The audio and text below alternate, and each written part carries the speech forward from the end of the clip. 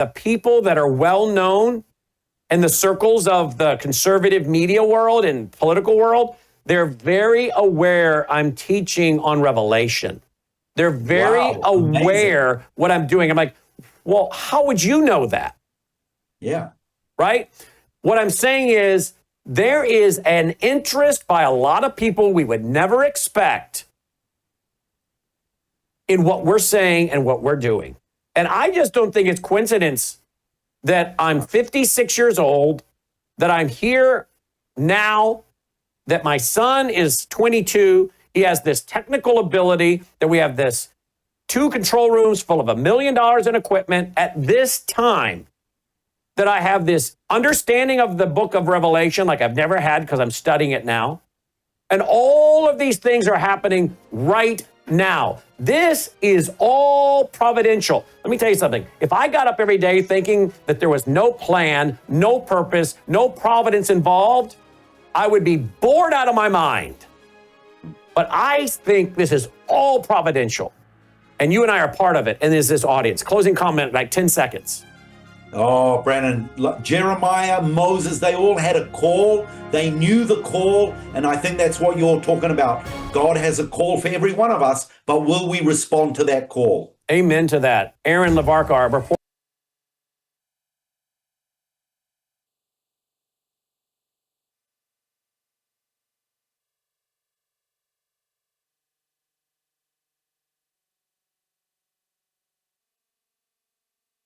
You're watching Worldview 2, built on the 35 years of Worldview books, documentaries, research, high-profile interviews, and the radio and television broadcasts of Brannon House. Colonel Rob Maness has a lifelong record of providing dedicated service to this nation. Having worked his way up from the enlisted ranks to full colonel, he served our country for more than 32 years. He has served as a bomber squadron commander, bomb disposal technician, Joint Chiefs of Staff Operations Officer, assisted the National Security Team with the campaign plan for the global war on terrorism. He authored the first theater nuclear war plan and served as the Vice Commander of America's largest airborne intelligence wing. Colonel Rob Maness is a true American hero.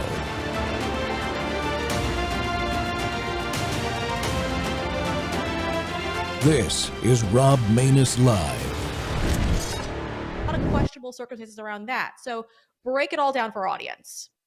Yeah, so the FBI piece is our latest story that just came out today. So I'm sure we will definitely dive into that. But how we all got here, Brianna, it's an interesting web, and it's been over the last few months. If you go back to February, there was an alleged assault at his D.C. penthouse with his now girlfriend, Sarah Raviani. Now, both of them now claim that nothing ever actually took place there, even though she had bruises on her arms and the police were there.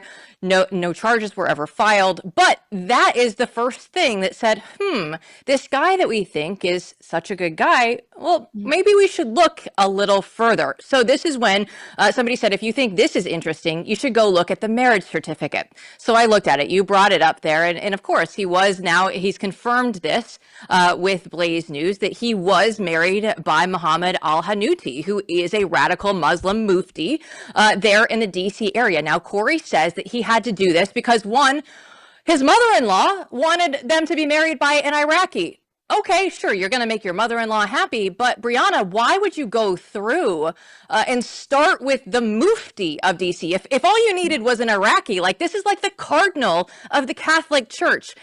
And then you go through, and his other explanation for this is that his wife wasn't technically divorced under Iraqi law. So when she was going to be traveling back there, they would not have looked at her divorce by saying that she was, legally free and clear, divorced of her husband, and that she had, she was getting married to another man. And so there would have been a lot of misinterpretation. So Corey needed to do whatever he needed to make sure that she was safe when she was traveling back to Iraq. So it's been an interesting web, and we put that story out, and then his now girlfriend, Sarah Raviani, put out in the Daily Mail later that weekend that everything that we published was entirely untrue. Brianna, she said, no, we pray together in private. He's gone to church with me and my family. He doesn't need to pretend. Well, Okay, that's interesting, except for the fact that Blaze News and myself personally have talked to 5 people who say back in 2014, Corey Mills told them personally, and one of them went on the record with us saying that Corey Mills told him that he had converted to Islam. Now, I will say the other 4 are still not coming out publicly with their names because they are pretty afraid and terrified of Corey. That's what they tell us. They don't want their name associated. They don't know what the backlash will be for this, but it's an interesting web that we started to uncover. Welcome back to Whistleblower Wednesday, folks. The Rob Maness Show is live on Worldview Tube and X-Spaces simulcast. While calling out potential corruption in politics is very important, especially when it's our side. When I came into the media business, I made a promise to myself and those that follow me that I would always do my utmost to follow the facts and the truth and let them know when something I say is my opinion. That's not an easy thing. You know that, especially when I must have tough conversations about people I consider allies. That's the case for this story, but I've followed the questions surrounding Congressman Mills for a couple of months now as it's developed without saying anything, because sometimes you have to let the facts come out. Well, Congressman Mills is a man who routinely displays the courage, real courage, folks, to do things like help anyone in need. And we've seen him do it from his military service to helping people get out of Haiti when it was in turmoil and providing assistance to all those in need in the western North Carolina after Hurricane Helene when the federal government abandoned them, including in getting at people out of Afghanistan. Really courageous guy, and he puts his actions where his mouth is. But the time to have a conversation about this issue is now, because something strange is going on, and it also involves the FBI. So we're going to do that today. And as usual, another piece to this at the end of the show is the Capitol Police corruption. That's caught our attention again with the recent naming of the new acting chief that our colleagues have investigated before due to his corruption. And now acting chief Sean Gallagher is being called out as so corrupt, even by the union that's submitting letters opposing his being named the full-time chief. Well, the investigative journalist involved in investigating both of these stories I know best is Steve Baker. You've seen him on the show before. He's a good guy. He's a musician turned independent investigative journalist, an accused J6 terrorist pardoned by President Trump, and now an official Blaze journalist with Glenn Beck's outfit. Steve, welcome back to the Rob Maness Show. Man, I never dreamed I'd be having conversations like this with you when the first time I got to interview you was because you were the only person in America covering the Oath Keepers trial on the scene. Right. Welcome back. It's been a long time. Thanks for having me back, Colonel. In fact, I don't think I've talked to you since I received my, I got better than a pardon. I actually got a case dismissal with prejudice. And so basically my case was gone. It's like it never happened. Of course, it did. I had to put up with it for 4 years, but nevertheless, it's completely off my record, and I am no longer have that monkey on my back. But yeah, so that's good. And you know, we haven't stopped investigating the Capitol Police. We haven't stopped investigating January 6th issues. In fact, we're about to have a treasure trove of January 6th information that we would have never had access to otherwise than the President Trump now appointing the right people to the right departments, so that are giving us access to things that we've never been able to get our hands on before. So I think we're going to learn a lot in the coming months. It's going slower than we want. Everybody knows that. Everybody's complaining about that. There's some reasons for that, and then there's some frustrating inexplicables behind that. But nevertheless, that's happening. And then all of a sudden, this Corey Mills thing gets dropped in my lap a couple of months ago. Yeah. How did you get onto this one? I mean, I follow you, so as soon as I started seeing it, I'm like, wow, so what the heck's going on here? Because I have full confidence in you, and I have a lot of confidence in Mills, mainly because of what I've witnessed him do. So I've been tracking on it. What got you? What got on your radar screen that caused you to get into this and dig into this? Yeah, I'm gonna go to the genesis of this for you, but I'm gonna comment first on what you said. You see, Hmm. we have all had a lot of confidence in Congressman Corey Mills. In fact, we all thought that, well, I mean, like Glenn Beck called him on his own podcast a few months ago. He said, "You're Captain America," you know? Yeah.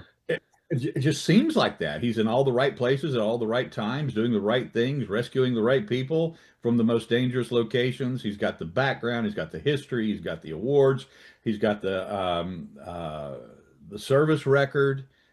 And then when we started looking into all of this, maybe not. And it's tough to take because Hmm. it put us in a position where we feel like we're firing arrows into our own tent, and none of us want to do that. Right. Certainly, when you have the founder of the Blaze having Congressman Mills on his own show, and for an hour and 15 minutes, probably 10 or 15 times, said, "You're Captain America," because that's what it looks like. Hmm. And then the genesis happens, and it knocked us all for a loop. So I've got to go back quite a ways. As we know, the congressman has participated in some rescue operations: Hmm. Afghanistan, Israel, Haiti, Western North Carolina.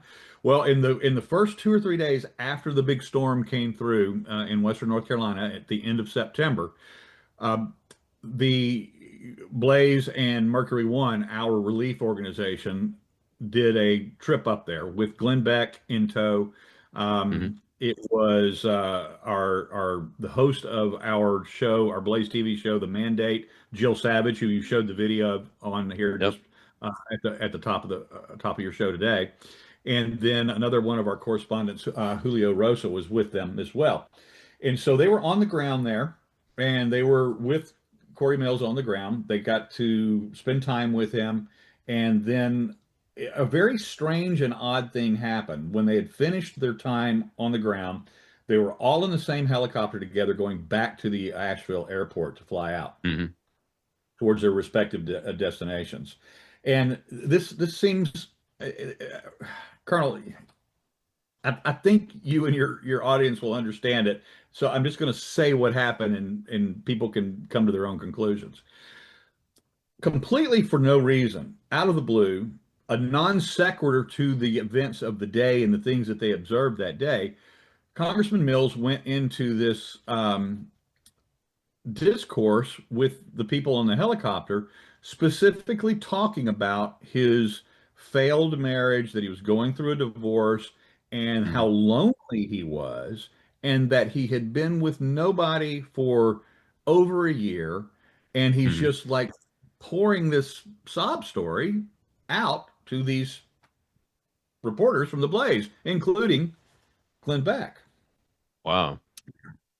You saw in the video there, Jill Savage, Hmm. host of the Mandate. She's an attractive woman, so you kind of go, all right, Congressman, you're putting it out there. You're putting it out there that you're free, you're available, you're Hmm. rich, you're powerful, you got it going on, you're a hero. Okay, so that's kind of what everybody thinks is happening, right?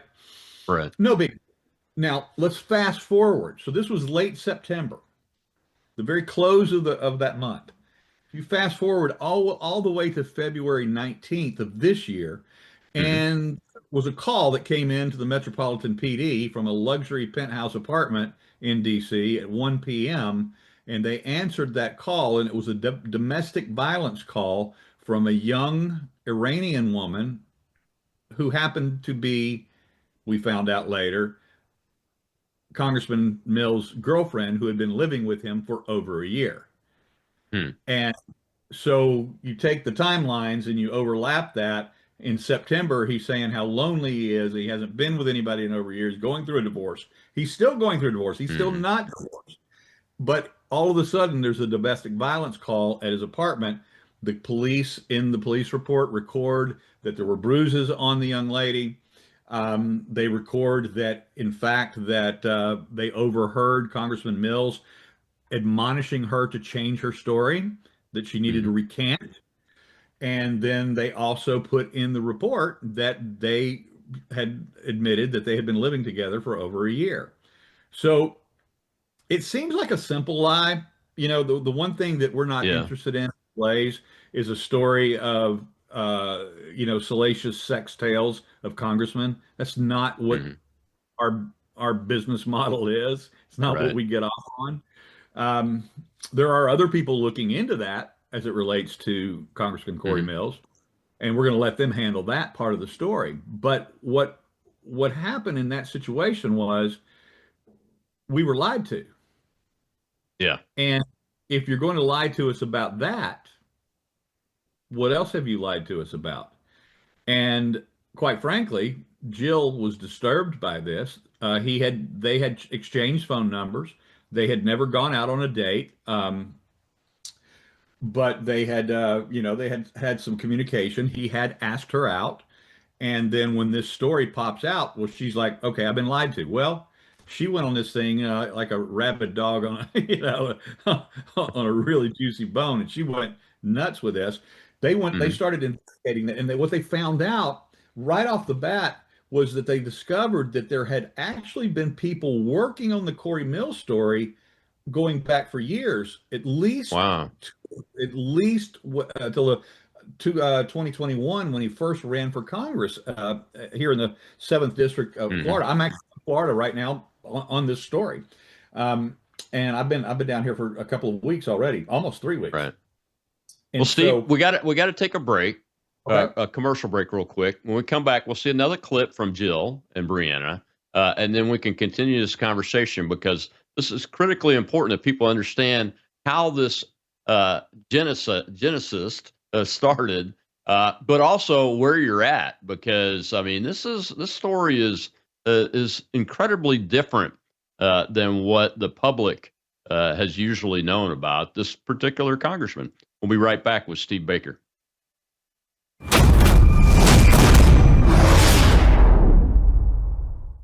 Hello, I'm Brandon House. Would you like to gain access to over 20 years of my radio shows, TV shows, my books? I've written 15 books, and most of those books are ebooks now. And we have conference DVDs, conferences where we filmed our conferences at the Ozarks, literally starting 20 years ago. It's all available in our archived vault. All you have to do is go to worldviewtube.com/vault, worldviewtube.com/vault, and for a reasonable monthly fee, you gain access to over 20 years of Christian worldview programming, news, information, books, documentaries, and a powerful search engine.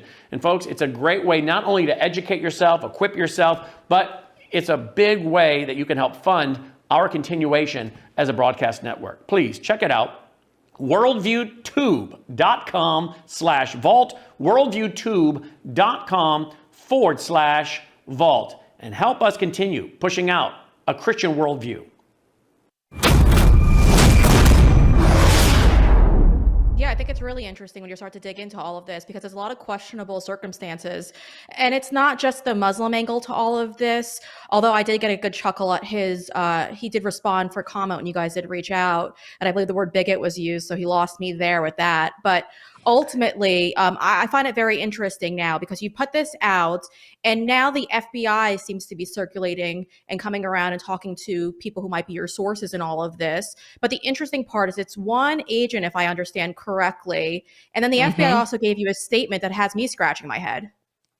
Yeah, so the FBI is involved in this in an unusual way, Brianna. So we did a story on stolen valor because Corey Mills, his cornerstone of his campaign is "You should elect me. I'm a veteran. I was blown up twice in Iraq, and I'm a great businessman." Now, Corey himself told our reporter Peter Giedel on the phone that he was not blown up twice in Iraq. He said the first time he got a concussion, and Peter said, "Oh, okay, sure." And then he said, "What about the second time? You weren't blown up in that one?" And he said, "That's correct." So that part of the story is taking on a life of its own. But then we reached out to all of our sources in the stolen valor story, and we come to find that there is a woman, a female FBI agent, who is questioning these people. We have 3 of them that we have personally talked to. And they said she went through and she wanted to know all of the stuff about stolen valor with Corey. And she eventually got to the point where she said, you know what? We've determined that there's enough plausible deniability there. We're putting that one to rest. But what do you know about his business ventures, right? And then it was just an unusual thing. She was coming there. She wasn't even showing up in person. She was doing a lot of this over the phone and text messages. It wasn't 2 people at the door, Brianna, like we normally would see. It wasn't a lot of in person. And then the time that it was in person, she went through and she was just sitting there at a Starbucks with one female, and she was just sitting there listening to her tell the stories like you and I would be sitting here talking. Now, if it was a congressman that was under FBI investigation, there would be even more rules, Brianna, than there would be just if they were looking in to you or me. So our sources said, something doesn't feel right about this. What if we're the ones that are actually being investigated? And we did get that comment from the FBI. After we told them this story, the FBI said that, quote, "We are not aware of the conduct in question, but will review the matter immediately." They told us back on May 16th. As always, any unethical behavior will be addressed swiftly and appropriately. And a spokesperson added that senior leadership was made aware of the situation. Welcome back to Whistleblower Wednesday. And my guest today is one of the investigative journalists working on this story with Jill Savage there, who's also from the Blaze, Steve Baker. He's my guest. And Steve, when we went to the break, I don't want to dive into the FBI thing yet, but just to tease it a little bit, that's what got me interested when you reached out to me and said, "Hey, you ready to talk about this?" I had seen that part of the story that you were talking about. I'm like, what the heck? But you were talking at the break into the genesis of this, and that Jill was like tearing into it very well, and then you got involved.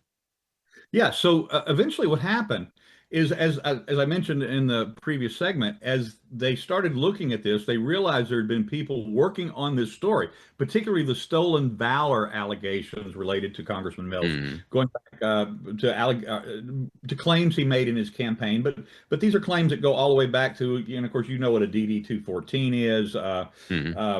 And so not only his exit paperwork out of the Army, but then he also spent several years with a variety of contractors, private contractors, military contractors, security contractors, working over in the hot spots over there, Iraq and Afghanistan. And there was eventually working with one of those contractors by the name of DynCorp. He actually was fired because once they had a problem with another of their contractors, and with their background not being exactly accurate. And, you know, if you have somebody on mission with you in a hot spot like that, and all the other guys are these tier 1 special forces guys, and then you have a guy that lied about his background, he lied about his training, he lied about his skill set, and these other men are relying upon you in that desert situation, and they find out, well, what they do is they fire you. And so he got caught up in an investigation because somebody else had got caught in a lie. And then DynCorp itself, this goes back to the mid 2000s, early 2000s rather, when he was working for DynCorp after the military, his time in the military, and they discovered, in fact, that he had not done some of the things that he claimed he had done, and for the reasons that they had hired him.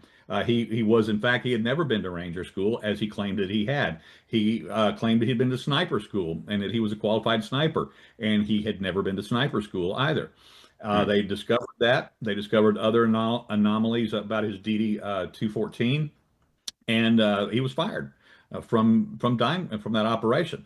And then, as I said, because people had been working on this for some time, we started seeing a lot, and then we start seeing things going on with his business. Then we start seeing things happening with his marriages. The first marriage that caught our attention was the marriage to the Iraqi woman in 2014, because it took place, we got his marriage certificate. It took place in the most notorious mosque in America, in Falls Church, Virginia, right outside of DC. This is a haven for, launching radical Islamists out of there, people convicted of terrorism in this country. And then addition to that, the actual imam, or as Jill pointed out, the mufti, what she properly equivocated to like a cardinal in the Catholic Church, that level of leadership in that faith, he actually performed the ceremony for Corey Mills and his Iraqi wife. Now, eh, Colonel, I don't know how much you're aware of this, but you don't get to get married in a mosque like that at that level, and you don't get to be married by a grand mufti or whatever you call them at that level. In fact, that mufti is not even allowed to perform that ceremony unless you are Islamic. Muslim. You're a Muslim. Yeah. And so we have, as she mentioned in that first piece, we have five sources telling us that he told them himself that he had converted to Islam back during that period. So with that groundwork laid, now we're looking at his marriages. Now we know that there was a previous marriage. We know that there's children, a son by each of those. In the process of looking at his marriages, we discovered a third one which he has never talked about. So now we're into lies of omission and stories that he's not told.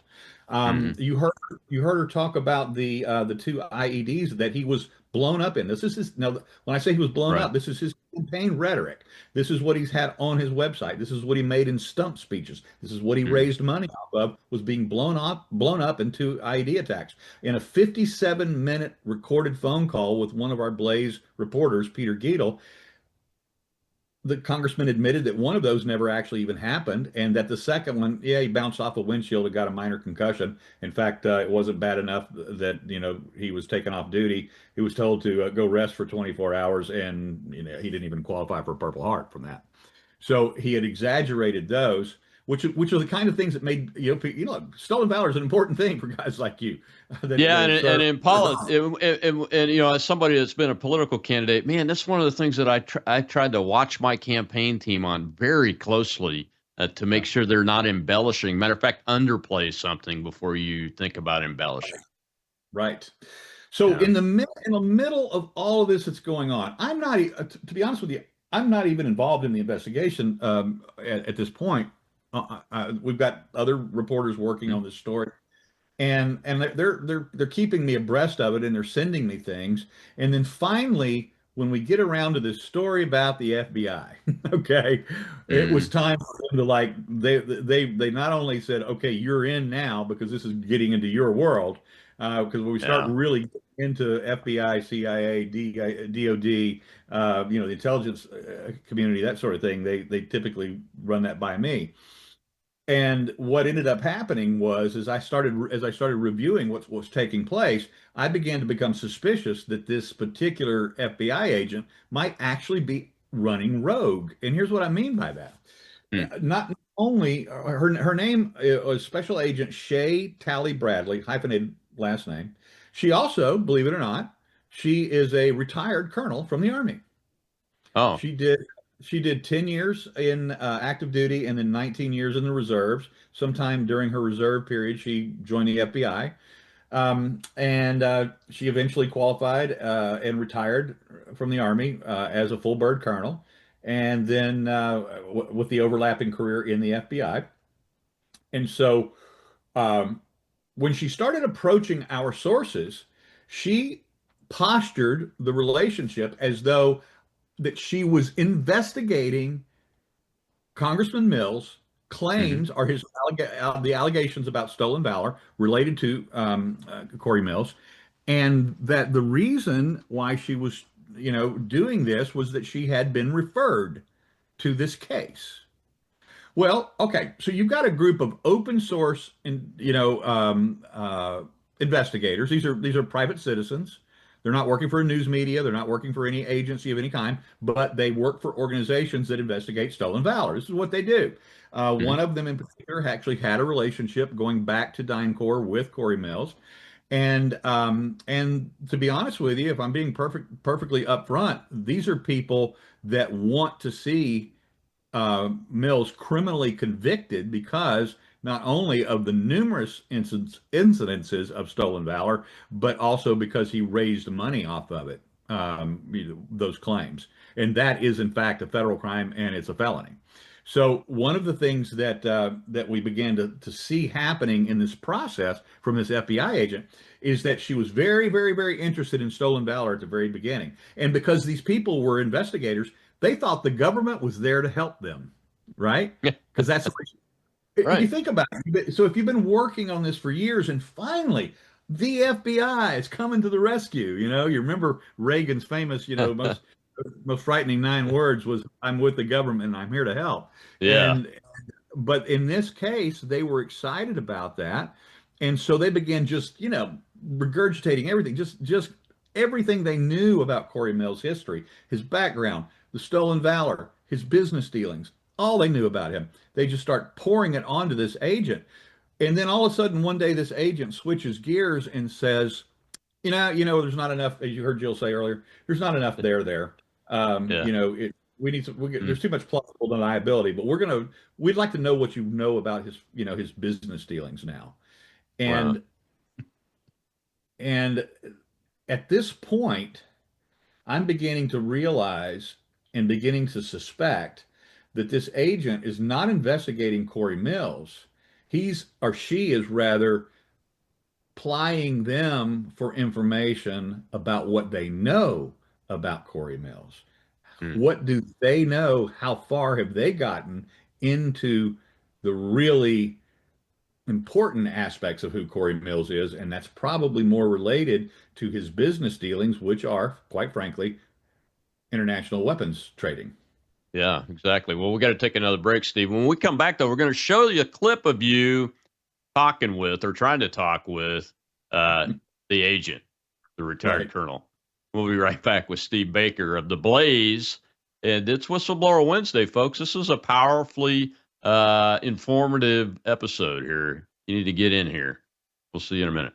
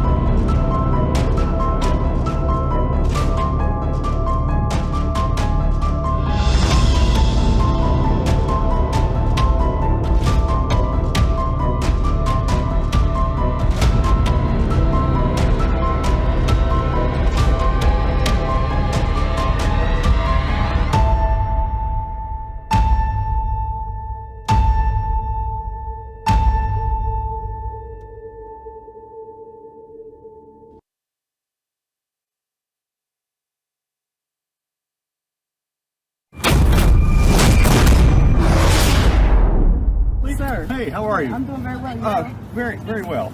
So, you're also an FBI agent, aren't you? I don't know, sir. Well, I would be curious as to what your thoughts are on the current Bongino Cash Patel administration. I don't have any, sir. I appreciate it. You don't have any comments on that whatsoever? No, sir. Are you aware that Blaze Media just came out with a story about you today and your relationship to Congressman Corey Mills? I still have no idea what you're talking about, sir. You have no idea what I'm talking about. Is it true that you tried to recruit a source as an undercover operative to investigate a Blaze Media journalist? Sir, I still have no idea what you're talking about. You have absolutely no idea what But I'm I talking appreciate you coming, and I thank you so much. about. You have no relationship with Congressman Corey Mills whatsoever? You don't? We wouldn't be able to find any connection to you with Corey Mills whatsoever?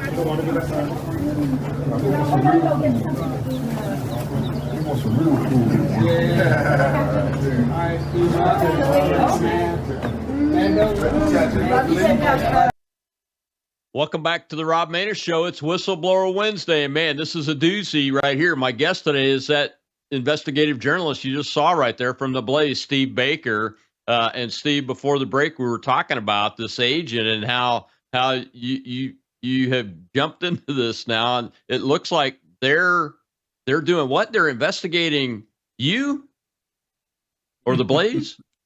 Well, this is where it gets questionable because she told our sources. Now, she didn't reach out to me. She didn't reach out to the Blaze. She didn't Uh-huh. reach out to Jill Savage.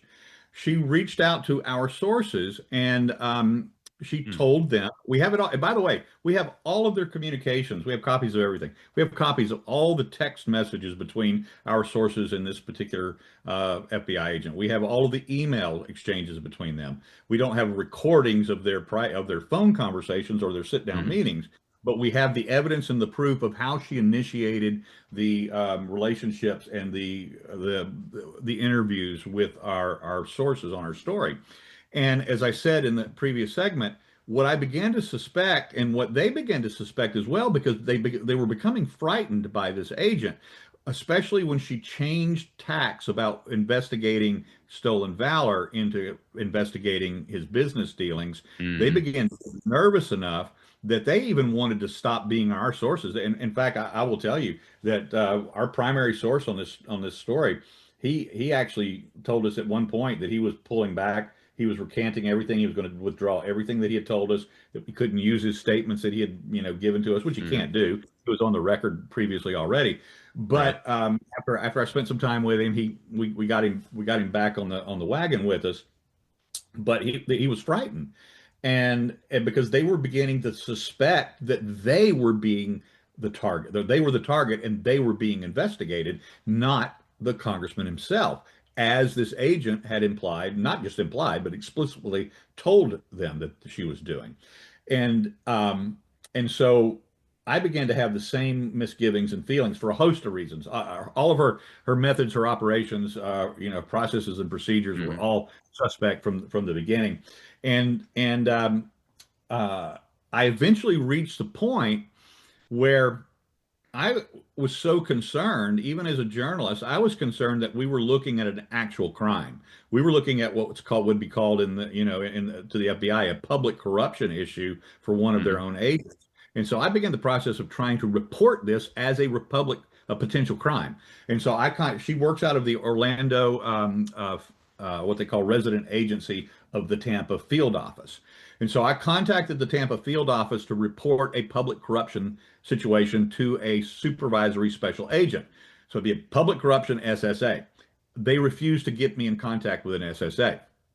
So I called the national intake line in DC. I went through all of their processes of getting with somebody there. I asked for a public corruption SSA in DC. They would not give me one. I waited a couple days. They said they would refer it up, but they said somebody might get back to you. And so I Mhm. waited a couple of days. Nobody got back to me. Well, I'm a resident of North Carolina. So my FBI field office as a resident of North Carolina is in Charlotte. So I Mhm. contacted Charlotte field office to report a public corruption issue, and I couldn't even get through to them. All of their phone banks bounced me back to DC. So I finally, actually, through all of my sources, I got the name of the actual public corruption SSA assigned to Charlotte and called the national intake in DC and demanded that they transfer me to that person's phone, which they did. He never answered. I left a message with a human. I left a message on a voicemail. No one ever contacted me. And now, Colonel, I am pissed off. And so on Yep. Thursday morning, 3 weeks ago, so it'll be 3 weeks ago tomorrow morning, I did something that I don't like to do. Over the years of doing this, you collect a lot of phone numbers in here, Mhm. and some of them are very important people, and sometimes those people, oh, I don't know, they were important, 2 years ago, but now they happen to be the director of the FBI, Right. and phone numbers in my phone, and his personal assistant's numbers in my phone. And on Thursday morning, 3 weeks ago, I got angry and that I was being stonewalled by the bureau, and I put out a very concise, brief but informative text to Cash Patel and to Mhm. his personal assistant, and within seconds, I had a response. And so over the course of the next two full business days, this was early Thursday morning, 3 weeks ago. Over the course of the next two business days, I was in constant communication with people on the seventh floor of the Hoover building in DC. This is the headquarters of the FBI. And during that time, I was assured that this had been elevated to the highest levels. I was Hmm. assured that that Mr. Patel had been briefed himself. I was assured that it was sitting on the desk of the Deputy Director, Dan Bongino, and I was assured that it had been elevated to the desk of the General Counsel of the FBI, and that they would be looking into it. By close of business the next day on Friday, we got this unprecedented response from the FBI, from an official spokesman. And this was what makes it unprecedented is you're aware, and I'm sure everybody in your audience knows, that anytime you've seen an FBI a director or an FBI representative of any kind asked a question about any case, there's only one pat answer they ever give. We cannot comment about an ongoing investigation. That's it. That's right. That's the only answer we ever get. And instead, after 2 full days of them looking into us, the answer we got was, we don't know anything about this. And the reality is that the seventh floor of the Hoover building, they are just a couple of keystrokes away of being able to put in that agent's name and see what case file numbers she's working on. They are Right. able to put our sources' names and see if they are the subject of investigations. They're able to put in Blaze Media, my name, Jill Savage's name, see if we're the source of an investigation. Of course, they would have found a case file on me from January Right. 6th, but That's they right. probably knew that already anyway. And then for them to give us that absolutely unprecedented answer that we don't know anything about this speaks volumes because, as Jill pointed out in that video segment, this is what would be called a SIM in the FBI world, a sensitive investigative matter. When Hmm. a member of Congress is being investigated, this is jacked up all the way to the highest levels for approval. An agent's not going to go out and do this on their own. Right. Special agent in charge over a field office or a supervisory agent's not going to assign an agent to investigating a member of Congress without it being Hmm. approved at the seventh floor of the Hoover building. Not only there, but also in Pam Bondi's office or the previous Merrick Garland, because this investigation opened during the previous administration. So Hmm. there would be records of this. There would be case numbers on this, and they didn't have anything on this. Wow. And in 3 weeks, that story has not changed. So Hmm. we can only draw one of two conclusions at this point, and that is this: is that this agent was operating off book, Hmm. rogue, as we said in our story, at the behest of the congressman to learn what our sources and indeed what we as a news organization have learned about his past and his history, his life, et cetera, et cetera. That's the Yeah. first option. He's working at his behest. The second option is the slightly more tantalizing and darker option, but it may be the more likely option.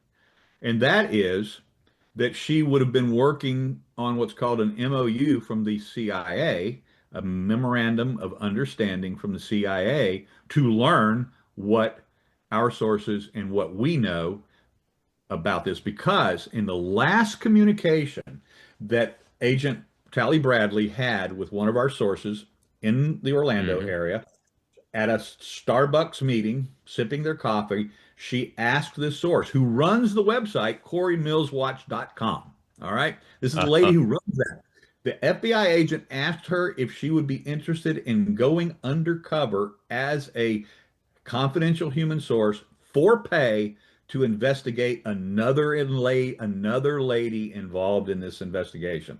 Well, at that Hmm. point, Colonel, there was only one other lady involved in this investigation, and that was Jill Savage of Blaze Right. Media.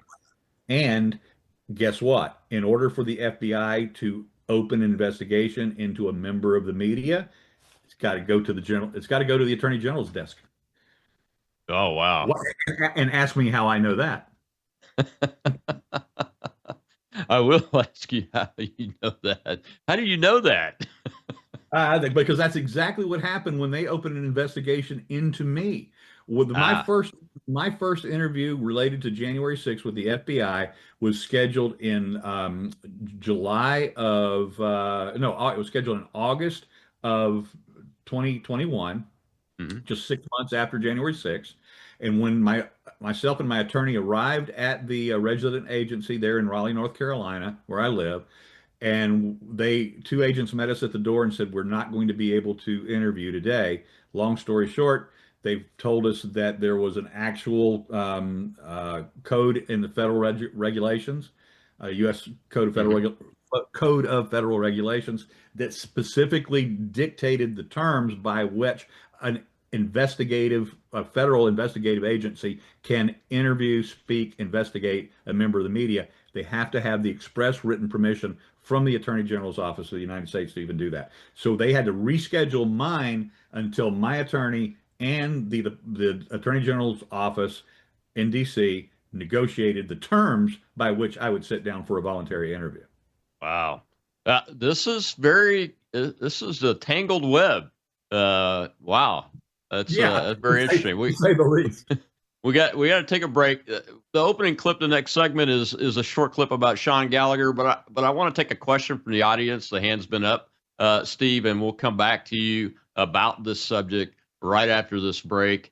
This is amazing, folks. You got to get in here. I'll be right back. It's Whistleblower Wednesday, and man, is this hot with Steve Baker. I'm Rob Maness. Hello, I'm Brandon House. I want to thank you for all your support at wvwfoundation.com that helps make possible pushing out 24/7 content for free.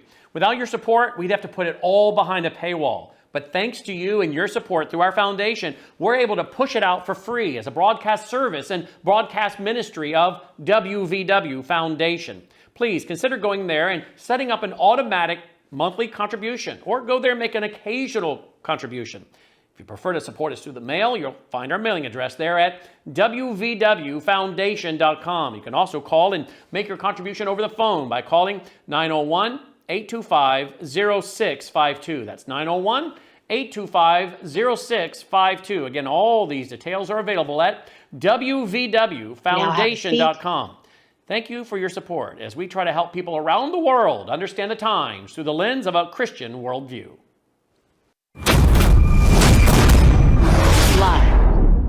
As far as a allegation of failures by the U.S. Capitol Police officers, I want to be upfront and honest. The U.S. Capitol Police haven't shied away from the failures of that day, and those failures result in the leadership of Capitol Police, not with the police officers that were outnumbered. We suffered 80 officers who had injuries. We lost 2 of our heroes, one on the day after January 6th and one on January 9th. So we have well over 2,000 pages of after-action reviews, resulting in all from the OIG reports, the GAO, General Honore study, that go into detail in every aspect of the department of what needs to be improved. All aspects of the department needed improvement. For context, Welcome back to the Rob Maness Show. It's Whistleblower Wednesday, and my guest today is the Blaze investigative journalist Steve Baker, who is very familiar with that guy you just saw there. And we're going to talk about him in just a second because he goes through some lies, even in that short clip testifying before Congress, Mr. Gallagher did. But right now, we're talking about this investigation that I'm not sure exactly what's going on. But Steve, before the break, in the last segment, you talked about how you thought maybe it's this FBI agent is working for Mills. That's kind of that's the thread I put together when reviewing all the material in my research for this particular episode. What's your, I'm trying to think of the right way to say this. On a scale of 1 to 10, where do you think you're at as far as that being actually what's going on? With 1 being the lowest, 10 being the highest. I'm 50-50 right now between the agent Shay Talley Bradley working directly for Mills, kind of as a favor to him. Now, I don't know whether he was being paid by him. He's a multimillionaire. He has had a very successful business.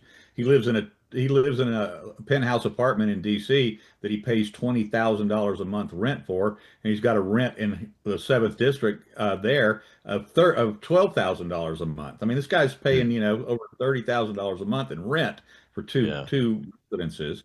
So he's got money. I'm not insinuating, implying, or suggesting in any way that she was being paid directly by him. Right, But right. she was either. But the point was is she was not investigating him. We know that beyond any shadow of a doubt. She was not investigating Corey Mills. She was looking for information about how much our sources, and then of course, uh, by way of them, what we knew at Blaze Media. And we're not the only news organization looking into him right now. As I said earlier, we know that CNN has approached some of the same sources. We know that people working for Rolling Stone have approached the same sources. So we don't know how far and wide this has gotten out and how many other news organizations are looking into this. We're certainly at the forefront of this because we already have 4 stories out about this, and those are all available at theblaze.com. So just go to the Blaze, type in Corey Mills, and you'll find these 4 stories. Yep, But they're all there. They're all there. Let me take this question from the audience. He's been holding on since the first segment before we jump into anything else. But go ahead. Shell is our host over there in Spaces. Go ahead with your question in the audience. Go ahead, Mel. Hey, Steve, my question is pretty simple, but it would require a longer answer. But nonetheless, what would be the motivation for Congressman Mills covering all this up? Because it seems to me that by listening to this conversation and others, that he's just putting himself out there as something he's not in order to hide all this stuff. And I can't, he's just throwing stuff to the wall to see what sticks or something worse. Well, I mean, I think that what he's trying to find out is what is known so that he can make an attempt to get ahead of it. Because as we've already shown, look, we haven't even begun to tell all of the little bitty lies. I've already, I revealed just a moment ago that we've learned of a 3rd marriage that he had that he doesn't talk about in his, life history. We know that he claims in his bio to have received his master's from American Military University. We have the screenshot of the response from AMU saying, nope, sorry, nobody by the name of Corey Mills ever got a master's from this establishment. And then just this past weekend, I attended his church in Orlando because he has this allegation that he has converted to Islam, but he told Blaze Media in a recorded on the record interview who his church was and who his pastors are. And he's told this to multiple people over the last 4 years. And so I attended his church on Sunday morning, met with his pastors, and most of that conversation with them was off the record, so I'm going to be very sensitive about what I say. But I will tell you that Corey Mills has only attended services at that church twice in the last 4 years. It's been over a year since he attended services there. The only reason I'm even sharing that is because we already knew that. We've been tracking, one thing about a congressman is they're pretty easy to track where they've been, where they're going, that sort of thing. Like it's like a president, you know where they're at. And so we knew that he was not attending the church, but we did not know until Sunday when I went there on my own and spoke to the pastors that they have no pastoral relationship with him whatsoever. They said, look, we're flattered that a popular, seemingly really good guy congressman would go around the country saying that we're his pastor. That, it's flattering, but it's really not true. Wow. Yeah, and they have no reason. Matter of fact, it would be to their advantage to support the guy and say, blah blah blah. That's very interesting. But the whole deal about this is that look, we can't shy away from looking into our own, and I say our own because I consider he and I to be allies from a political perspective. Right. And we've got to dig into it. Because if there is wrongdoing there, it's got to be found out because he's in a really high public office in this country. He's making decisions. We have to have an understanding of what his background is, and if people voted for the guy based on an opposite background or a false background, the voters deserve to know that, right? They do, and then we haven't spent a lot of time, and I know we don't have a lot of time to get into it, but what is going to ultimately become very interesting and where we're going to learn more. And I'm not hiding anything, and I'm Hmm. here. I'm not giving anything away, but we are now looking into his overseas business operations, his company. Now, his controlling shares of the company are held in a private trust right now while he's a Hmm. congressman. His wife, who he is not divorced from yet. She is now the chairwoman of the board of directors of that Oh. company. The company is fully operational. He makes very, very many trips to the Middle East. We Mm. track his tail number of his plane.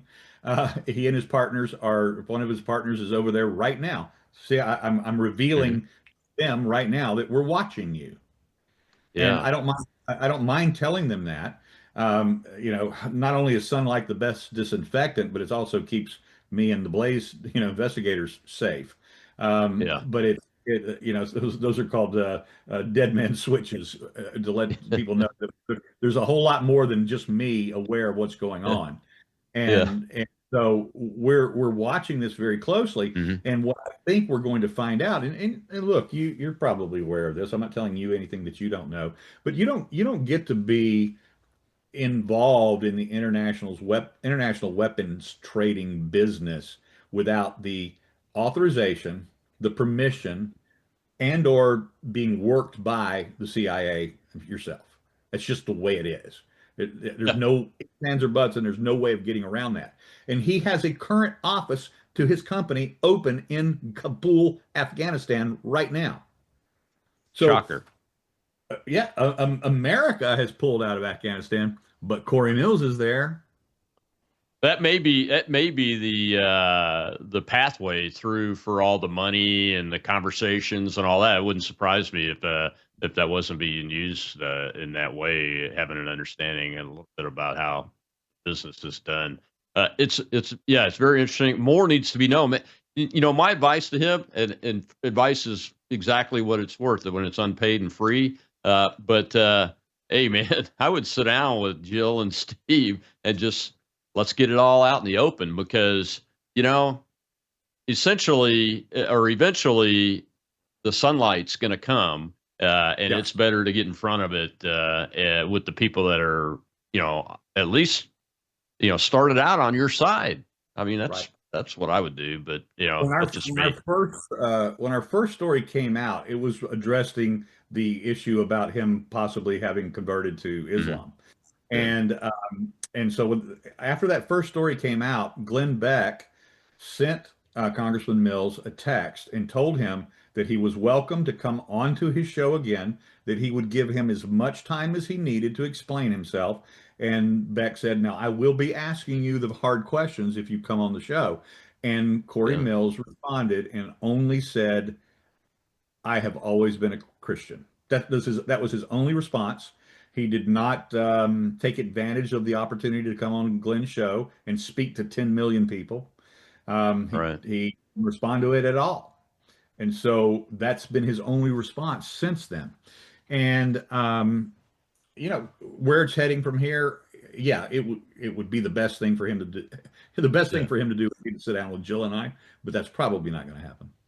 Probably not. But anyway, let's move to another section of corruption here for a second. One that which you're very familiar with, and you got my attention with when I think you posted the letter from the union for the Capitol Police officers objecting to this guy becoming the chief. And I got to be honest, Steve, this guy slipped through my radar because he kind of sounds clean, etc., in his testimony, and I really wasn't paying attention down below the level of the highly corrupt what's her name, Yoganda something or other, Yogananda Pittman. yeah, Yoga Pittman. I mean that one was just terrible and really did a lot of damage to a lot of Americans in my opinion. But this guy Sean Gallagher, man, why is he so bad? But why is Speaker Johnson's the guy that signs off on this, I believe, but want to No, elevate him to be the chief? unfortunately, the speaker does not have the Oh, authority to block this. this nomination. This is by legislation the purview over this hiring and elevation to from assistant chief to acting chief of Sean Gallagher is from the Capitol Police Board, and the board consists of the Senate Sergeant at Arms, the House Sergeant at Arms, and the Architect of the Capitol. Now, could Congress intervene? Yes, they could. And there's going to probably be enough outrage that our sources tell us that it's very, very unlikely that he will be given that job permanently. Most policing agencies tend to want to bring somebody in from the outside anyway when the vacancy is the top seat. Because of the nepotism and all those things, that go on. If you've been in that department for 30 years, and so it's just better to do that. And then again, on the way out, former chief now Thomas Manger, he actually endorsed Sean Gallagher to get the job because he said he understands the culture of the Capitol Police, and the culture of the Capitol Police is what is so corrupt at its core. And that's the problem. Yeah. And so, I opened an investigation into Gallagher a couple of years ago because he was one of the primary characters up in the control, or the command center of the Capitol Police headquarters on January 6th. And he was one of the ones specifically and purposefully related to the intelligence failures not being passed up to Chief Sund, Stephen Sund at the time, along with, in coordination with Yogananda Pittman, who was the number 2 assistant chief at the time. And then additionally, there were so many other anomalies that happened under Gallagher's watch. But if you go back to when Gallagher was just a lowly captain, he was caught by Internal Affairs, or what they call OPR, Office of Professional Responsibility. He was caught in a fraud scheme, basically a time card scheme where they were signing off on extra hours, overtime hours, cheating and stealing money, not just from the department, but from the taxpayer. And then not only was he caught in that, he was caught forging time cards. Oh man. I gotta unfortunately I gotta end it there. We're gonna have to do a whole nother show about this issue once it develops a little bit more, because I want to dig into his whole in the command post thing that you talked about, because he's got to have a lot of responsibility, and I suspect that he did for the failures at the operational decision making level. Well, Steve, we'll stay in touch about both of these stories, and I'll get you back on when you're available to continue this conversation. Thank you so much for coming. Thank you, Colonel. Look forward to being with you again soon. That's Steve Baker, USA on X. Explosive story, folks. Tomorrow's Truth Thursday. Dr. Robert Schuller is back with us to talk about the first wrongful death medical case to make it through the courts. It was a 19-year-old Down syndrome young lady that died from the COVID vaccine. I'll see you then on Truth Thursday.